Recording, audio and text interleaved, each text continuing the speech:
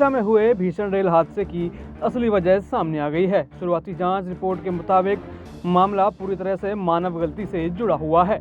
इसके मुताबिक सिग्नल देने में हुई चूक के चलते 261 लोगों ने अपनी जान गंवा दी है।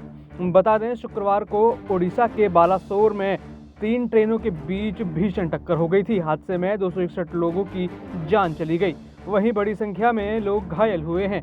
जानकारी के मुताबिक बहानगा बाजार स्टेशन के पास शाम करीब 7 बजे हुआ यह हादसा भारतीय रेल इतिहास का अब तक का चौथा सबसे भीषण हादसा है। शुरुआती रिपोर्ट के मुताबिक तो बहानगा बाजार स्टेशन पर सिग्नलिंग को लेकर मानव गलती इस हादसे की असल वजह थी। घटनास्थल का निरीक्षण करने के बाद 4 वरिष्ठ रेल अधिकारियों ने हादसे को लेकर रिपोर्ट तैयार की है। इस रिपोर्ट में कहा गया है, गौर से निरीक्षण करने के बाद हम इस निष्कर्ष पर पहुंचे हैं कि कोरोमंडल एक्सप्रेस को मेन लाइन के लिए सिग्नल दिया गया।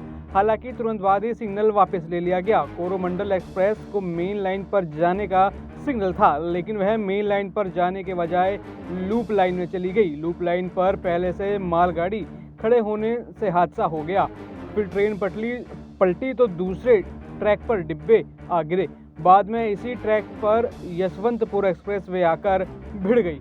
2 पेज की हाथ से लिखी यह रिपोर्ट वरिष्ठ रेल अधिकारियों JNU सुबुधी, RK बनर्जी, RK पंजीरा और AK महंतू ने तैयार की है।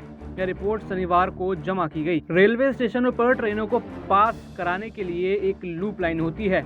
बहानगा बाजार स्टेशन पर 4 ट्रैक हैं। एक लूप रेल पर मालगाड़ी खड़ी थी। 2 मुख्य लाइनों पर आमने सामने 2 ट्रेनों के पास करना था। मेन लाइन अप से कोरोमंडल एक्सप्रेस गुजर रही थी।